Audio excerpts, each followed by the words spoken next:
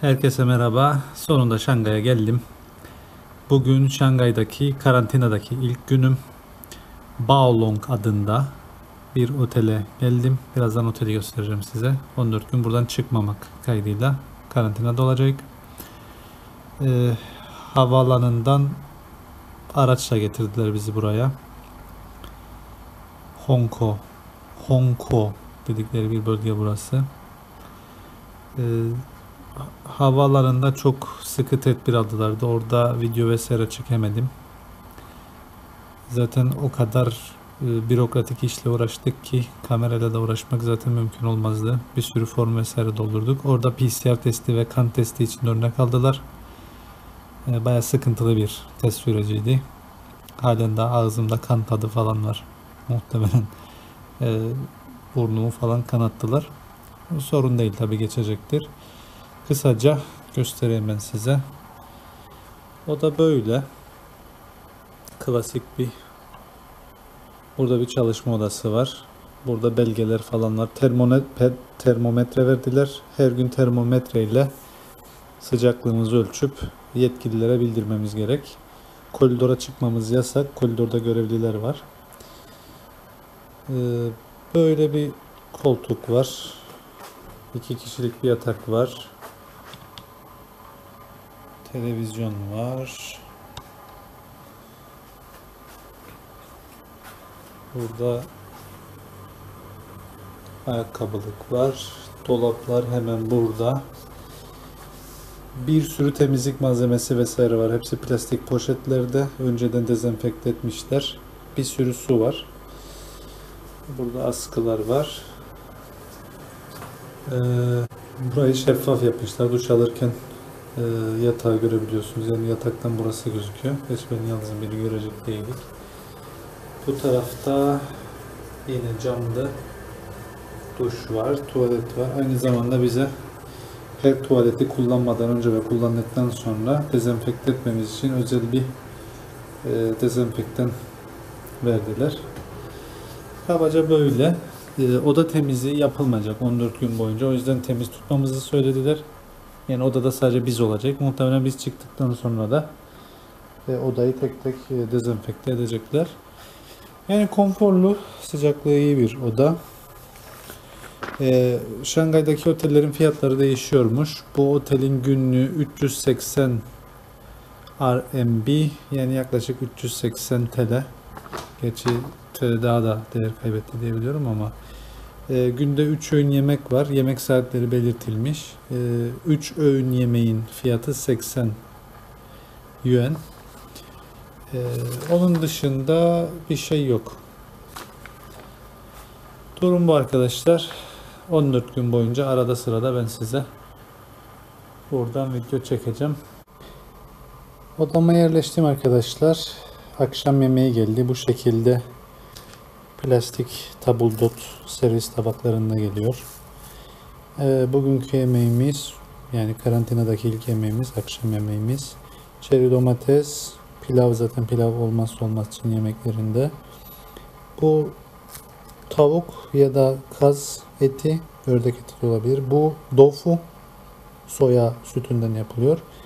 Bu da salata, ama bizim anladığımız anlamda salata değil. Bu filizlenmiş soyanın taze olarak hazırlanmış, salataya çevrilmiş hali. Yemeğin yanında chopstick geldi, yani bir de kaşık getirdiler. Çataldan zaten ümitli değildim. Lezzetli bir yemeğe benziyor. Sıcak. Kapının önüne bırakıyorlar. Sonra WeChat'te bir grup var. Oradan mesaj geliyor. Yemeğinizi alabilirsiniz diye. Kapıyı açıyoruz maskeli bir şekilde. Yemeği alıp içeri giriyoruz. Koridorda dolanmak yok. Evet, ben yemeğe dönüyorum. Bugünlük bu kadar. Günaydın arkadaşlar. Karantinadaki ilk günümüzün ilk kahvaltısı böyle. Kaynanmış yumurta, kaynanmış mısır, 2 tane sosis parçası, susamlı ekmek. Bu da yanlış değilsem boğutsu dedikleri bir çeşit ekmek, ama ekmeğin içinde kıyma var. Öyle hatırlıyorum. Bu da Çince yazdığı için bilmiyorum tam olarak ne, ama muhtemelen soya sütüdür. Yeşil renkli olduğu için de yine muhtemelen yeşil çay aromalı soya sütüdür diye tahmin ediyorum. Yine çubuk ve kaşık verdiler. Evet, fena bir kahvaltı gibi gözükmüyor. Dün akşam yemeği de lezzetliydi. Biraz jet lag modundayım. Gece zor uyudum, sabah zor kalktım ama alışmak için kendimi zorluyorum. Yemekten sonra spor yapacağım. Daha sonra Çince çalışacağım. Gördüğünüz gibi Çince için, dil çalışmaları için kitaplarım hazır. Tekrar merhaba. Bu da öğle yemeğimiz. Akşam yemeğine çok benziyor. Yine pilav, et, dün tavuktu, bugün kırmızı et koymuşlar. Yine doufu'dan bir çeşit garnitür ve yine salataya benzer bir yemek. Bu da sarma lahanası. Dün çeri domates vardı. Bugün yerine muz var. Muhtemelen 14 gün boyunca yemekler bu şekilde olacak. Değişik bir şey çıkmazsa ben onları çekmeyeceğim size. Yani karbonhidrat, lifli gıdalar, protein. Çok da yağlı değiller bu arada. Bence dengeli bir yemek. Lezzetleri de dediğim gibi kabul edilebilir. Karantina şartlarını düşündüğünüzde. Şimdilik bu kadar. Arkadaşlar, laptopumu kurdum. Buradaki internet hızını ölçmek için. Şu an gözüken yaklaşık 2 megabit hız var. Upload sanki daha yüksek, 3. Yalnız açık söyleyeyim size, çok yavaş. Yani zaten Chrome ve Google ürünlerini kullanamıyorsunuz içinde. Ben de Windows Edge'i açtım. O çalışıyor. Onun sayesinde mesela linkinde Hotmail'e girebiliyoruz ama çok düşük. 2 megabit, 2 megabit. Bu da düzenli değil. Demin yaptığımda neredeyse 0 megabit çıkmıştı. Yani karantinada zayıf bir internet durum var. Bu biraz sıkıntılı. Bir de internete girmek için Çin numaranız olmak zorunda. Çünkü bir kod yollamak gerekiyor internete girmek için, ama Çin numarası yazmadığınızda kod göndermiyorlar. Böyle bir sıkıntı da var. Bu düşük internette 14 gün yaşamak zorundayız. Sanırım tek sıkıntı bu. Tekrar merhaba. Bugün karantinada 3. günüm. Bugün şansımıza hava güneşli. 2 gündür bulutluydu. Kısaca bahsedeyim. Odaya yerleştim. Alıştım bile hatta. Çok sıkıcı gelmiyor 3. gün olmasına rağmen. Size çöp olayından bahsedeyim. Çöpleri toplamıyorlar. Bu şekilde siyah büyük çöp naylonlarına atıyoruz bütün her şeyi. Ve bununla dezenfekte ediyoruz çöpün içini. Ve odadan çıkacağımızda, yani karantinanın sonunda, bunları bizden toplayacaklar. Böyle bir durum var. Herkese günaydın. Bugün karantinada 4. günüm. Şu an sabah saat 8. Bu gördüğünüzde sabah trafiği. Yaya kaldırımları dolu. Motosikletliler, bisikletliler, arabalar, otobüsler. Şu an peak time, yani en yoğun saat. Herkes işe gitmeye çalışıyor. Bu şehrin üst trafiği. Bir de şu an yer altında metrolar tıka basa insan dolu. Onu şu an gösteremiyorum tabi. Bu klasik bir Şangay sabahı. Merhaba arkadaşlar. Karantinadaki 4. günüm devam ediyor. Bu da akşam trafiği, iş çıkışı. Yağmur yağdı. Yaklaşık 1 saat trafik bu şekilde tıkalı olacak. Bu tabi Şangay'ın sadece standart bir yol görüntüsü. Daha da yoğun yerleri var yani. Bunu da göstermiş olduk. Merhaba arkadaşlar. Karantinada 5. günüm. Karşıdaki otelin lobisinin girişinde kırmızı kıyafetli insanlar var. Dikkatli bakarsanız göreceksiniz. Tabi zoom yapamıyoruz şu an. Genelde büyük şirketlerde şirketin önünde böyle bütün çalışanlar toplanıyor. Takım lideri bir motivasyon konuşması yapıyor ve milleti motive ediyor. Böyle bir kültürleri var. Bunu genelde restoranların önünde sabah görebiliyorsunuz. Herkese merhaba. Karantinada 12. günümdeyim. 2 gün sonra Cuma sabahı çıkacağım. Şu an sabah 10.30 ve bu gördüğünüz sabah trafiği, işe gitme trafiği. Ve yağmur yağıyor çünkü tayfun sezonu geldi. Muhtemelen 1-2 hafta böyle yağışlı geçecek ve rüzgarlı olacak. Şu an pek rüzgar yok ama sabah çok rüzgarlıydı.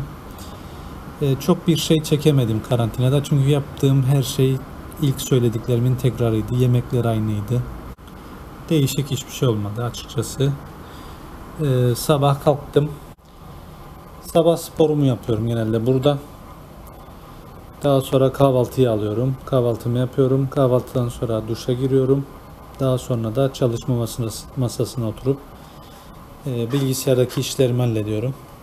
Birçok web sitesine giremediğim için işlerimin çoğunu halledemiyorum ama olduğu kadar yapıyorum.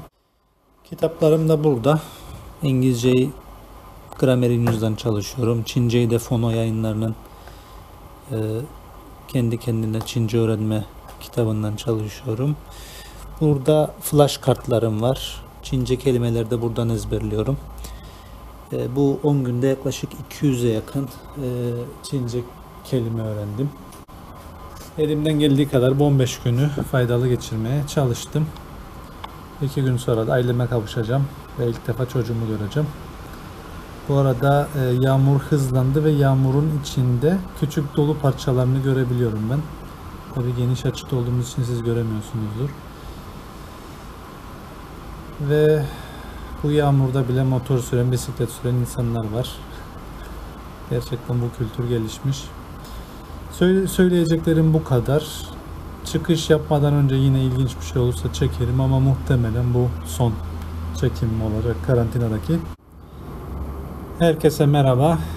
Karantinamı bitirdim sayılır. Bugün son gecem olacak karantina otelinde. Yarın sabah erkenden 7.30-8 gibi karantina sonlanacak. Şu an gördüğünüz gibi çantalarımı hazırlamaya çalışıyorum ki sabah hiç uğraşmayayım. Genel olarak iyi geçirdim. Konforlu bir oteldi. Yemekler pek iyi değildi. Daha doğrusu standartta, biraz asker modundaydı. Ama vaktimi elimden geldiği kadar faydalı geçirmeye çalıştım.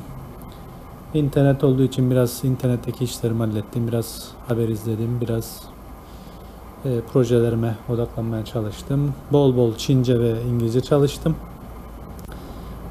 Geceleri de televizyon izledim. Ve karantinayı bitirdim. Bundan sonraki videolarım çoğunlukla Şangay'daki tecrübelerimle ilgili olacak. Onun dışında muhtemelen Yivu'ya gideceğim. Orada günübirlik bir tüccar var.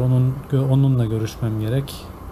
Yivu'dan da size bahsederim. Orası bir ticari merkez. Daha çok toptancıların olduğu, pazarlıkların yapıldığı, mal alınıp satıldığı bir yer. Ünlü bir yer.